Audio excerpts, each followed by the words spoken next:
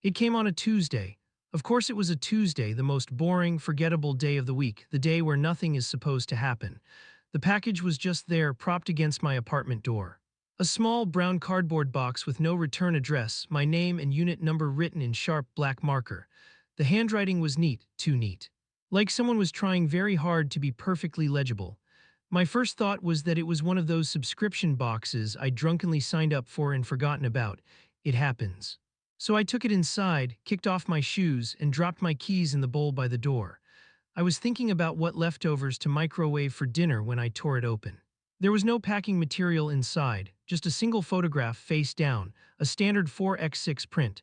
I remember feeling the smooth, cool back of it against my fingertips and thinking, this is weird.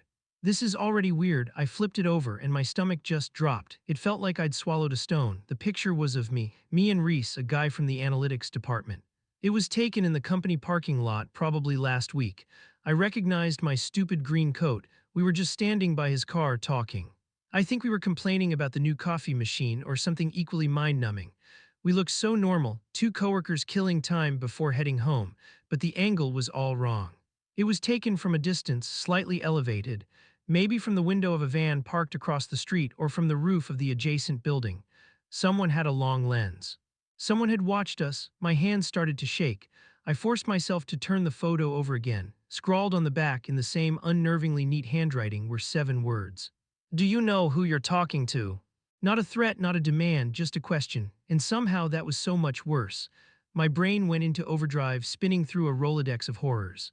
A jealous ex-boyfriend, a secret admirer from the office who'd gone completely off the rails. Was this a warning? Was I in some kind of danger? Every shadow in my apartment suddenly looked menacing. The normal creaks and groans of the building sounded like footsteps outside my door. It was about me. This had to be about me. I must have read that question 100 times, my thumb smudging the ink. The neat, precise letters seemed to mock my spiraling panic. Who was I talking to? Reese, just Reese. He'd been at the company for about 6 months. Quiet guy, kept to himself mostly. We were what you'd call work friends. We'd chat in the break room, complain about deadlines, the usual stuff. He was nice. A bit awkward maybe, but harmless. Completely, utterly harmless. That was the word that kept repeating in my head, harmless. So this had to be from someone else. Someone obsessed with me, someone who saw Reese as what? A rival. It felt insane, like the plot of a bad TV movie. I'm not the kind of person who has stalkers. I'm a project coordinator. My life is a series of spreadsheets and status meetings. The most exciting thing that happened to me last month was finding my favorite brand of yogurt on sale. I couldn't just sit there. The 4 walls of my apartment were closing in. I needed to do something, but what? Go to the police. Officer, someone sent me a completely non-threatening photo of me and my coworker having a boring conversation. They'd think I was crazy. I needed to go back to the parking lot. The rational part of my brain screamed that this was a stupid idea, but I couldn't help it. I had to see the spot where the photo was taken. Maybe there'd be a discarded cigarette butt, a footprint, some kind of clue left behind by my phantom photographer.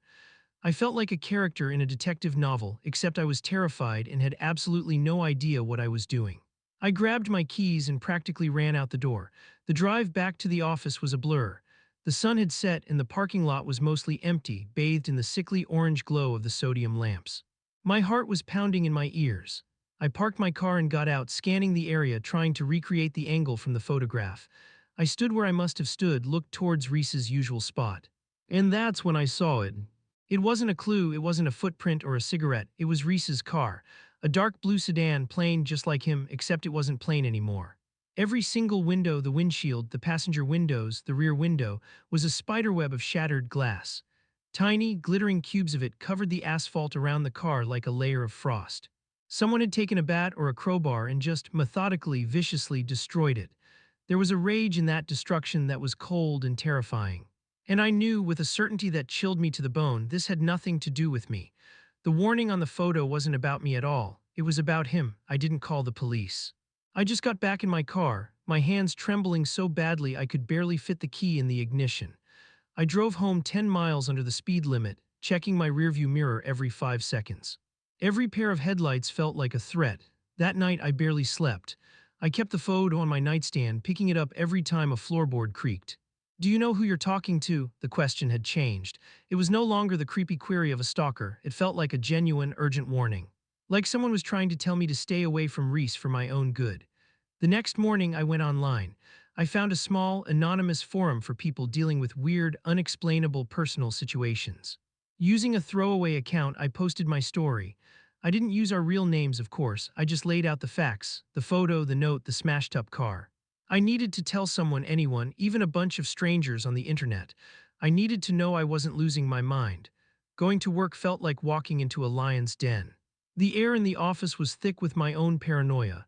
I saw Reese at his desk, staring intently at his screen, acting as if nothing had happened. How could he be so calm? His car had been pulverized. I waited until he got up to go to the coffee machine, the very same one we'd been complaining about in the photo. My heart was a drum against my ribs. I followed him, trying to look casual. "Hey Reese," I said, my voice sounding unnaturally high. "Rough night. I saw your car in the lot this morning. That's awful." "Did you report it?" He flinched. It was a tiny, almost imperceptible movement, but I saw it. He wouldn't look at me. He just kept stirring his coffee, his knuckles white around the little plastic stick. "Oh, yeah, just some kids, I guess," he mumbled, his eyes fixed on the swirling brown liquid. "Random vandalism. The police said it's been happening a lot in the area." He was lying. I knew he was lying. There was a frantic, cornered energy coming off him. He grabbed his mug and practically bolted back to his desk, saying something about a deadline over his shoulder. The conversation lasted maybe 20 seconds. That was it. That was the moment my fear curdled into something else, something stubborn and determined. He knew exactly what was going on, and he was trying to pretend he didn't. And I, for some godforsaken reason, felt like I couldn't just let it go. That evening, I logged back onto the forum. The post had a few dozen replies. Most were variations of "go to the cops, idiot," or "that's super creepy," but I felt compelled to add an update. "Edit, thanks for the replies." For those asking why I haven't gone to the police, what am I supposed to tell them? I have a photo of a normal conversation and a cryptic note. They'll take a report and that's it. Also, I talked to Reese today. He claimed it was random vandalism, but he was so cagey and nervous. He's definitely hiding something. I think I have to figure this out on my own. My little project, as I called it, metastasized. It became an obsession that colonized every corner of my life. My work performance didn't just plummet, it cratered. Spreadsheets blurred into meaningless grids of numbers. During meetings, I'd find myself staring at my manager, hearing his voice as a distant, droning noise, while my mind was back in that parking lot, tracing the spiderweb cracks on Reese's windshield. I started watching him from my desk, cataloging his habits. The way he always used the same chipped blue mug. The fact he never ate lunch in the break room, always at his desk. The way he'd sometimes just stop typing and stare into the middle distance, his face completely blank for minutes at a time. Each mundane detail felt like a piece of a puzzle I couldn't solve. My nights were consumed by a fruitless digital excavation. I spent hours hunched over my laptop until my eyes burned, fueled by coffee and annoying anxiety. The search history on my browser became a testament to my spiraling fixation. Reese company name, Reese city, Reese analyst, Reese Sterling Cross. Each search returned the same infuriating void. No LinkedIn profile detailing a carefully curated career path. No Facebook account with pictures of family vacations. No tagged photos on Instagram from college friends. Nothing. It was like he'd been born the day he walked into our office. In the 21st century, that kind of digital anonymity isn't just a choice. It's a monumental effort. It's an act of deliberate, meticulous erasure. The breakthrough came from the most unexpected place. It came from Janet in HR. Janet has been with the company since the dawn of time. Her office is a cozy fortress of pastel colors, cat calendars, and the faint scent of potpourri. She's in her late 60s, wears brightly colored cardigans, and knows everything about everyone. She is the living, breathing institutional memory of the place. I manufactured a reason to see her, some nonsense about my 401k contributions, and waited for the right moment. After we'd sorted my problem, I leaned back in my chair, trying to sound as casual as possible. "It's just so hard to get a read on some of the newer people, you know," I said, forcing a light laugh. "Like that guy in analytics, Reese, seems nice but so quiet." Janet peered at me over her half-moon reading glasses, a glint of professional curiosity in her eyes. "Oh, him, yes, he's a bit of a puzzle, isn't he? Came in through that new talent placement program with Sterling Cross. Very hush-hush, they handle all the vetting." My ears perked up. I tried to keep my posture relaxed. Talent placement program. Yes, one of those corporate headhunter things. They find specialized people for us. "We just sign the checks," she said, shuffling some papers on her desk. Then she paused, tapping a perfectly manicured nail against a stapler. "You know, it's funny you mention him. We had the silliest little clerical mix-up with his payroll when he first started. Someone in data entry misspelled his last name, just one letter off, you know. Transposed an I and a Y. We caught it right away, of course, but for a day there, he was officially someone else on our books. It was like a flashbang had gone off in my head, but on the outside, I just nodded and forced another little laugh. Oh, payroll, I said, as if it were the most relatable, boring thing in the world. Always a headache. But inside, my brain was on fire, a different name, a different spelling. It wasn't just a typo, it was a crack, a tiny hairline fracture in the perfect blank facade of the man named Reese. It was a thread, and I knew with every fiber of my being that I had to pull it. That night, I didn't even bother making dinner.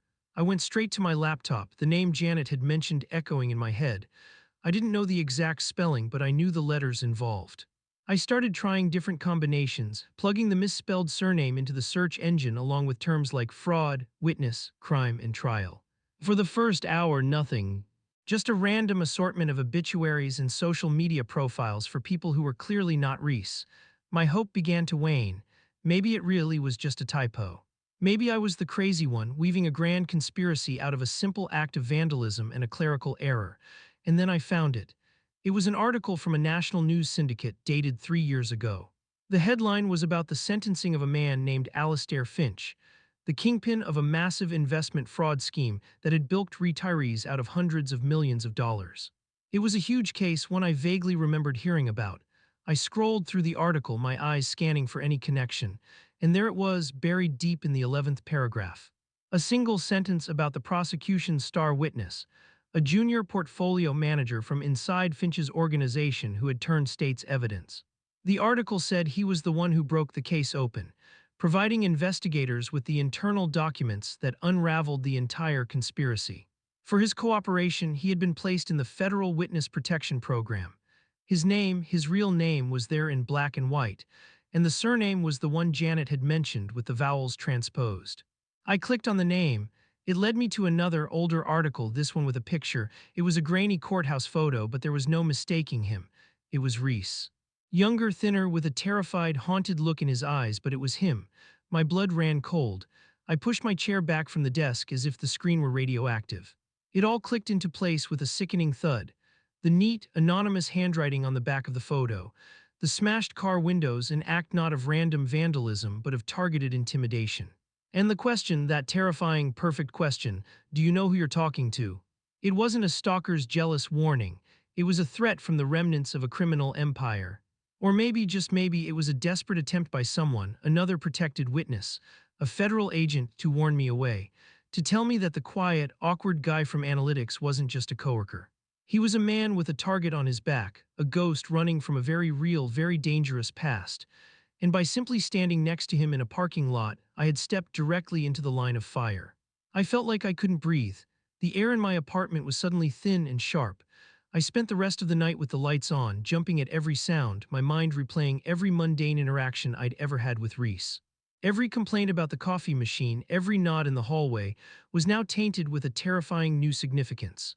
I had been casually chatting with a man whose testimony had sent a crew of violent, powerful criminals to prison.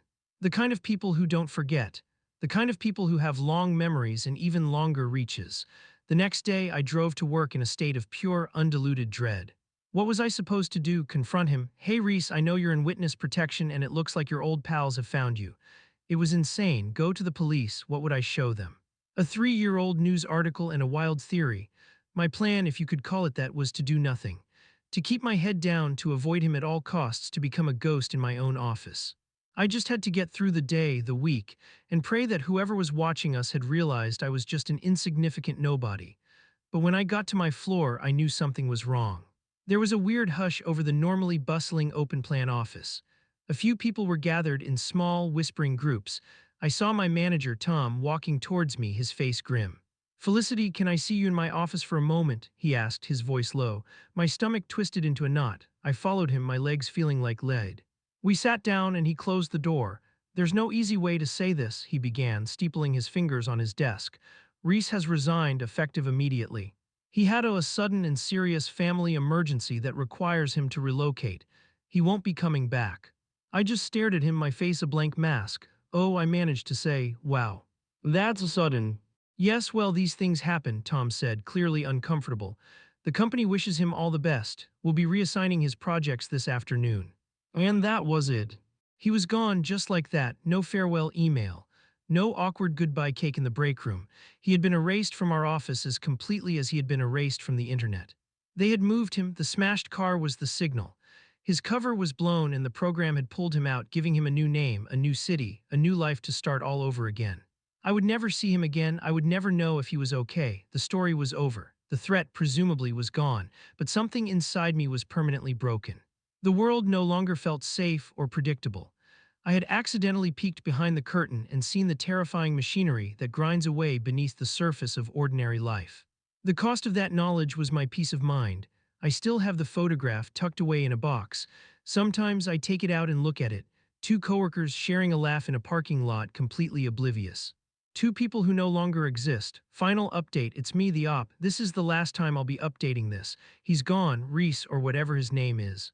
The company sent out a vague email this morning about a sudden family emergency. His desk is empty, all his stuff is gone, it's like he was never here. I think they found him and he had to run. I don't know what else to think. Thank you all for listening. I think I'm safe now, but I don't think I'll ever feel safe again.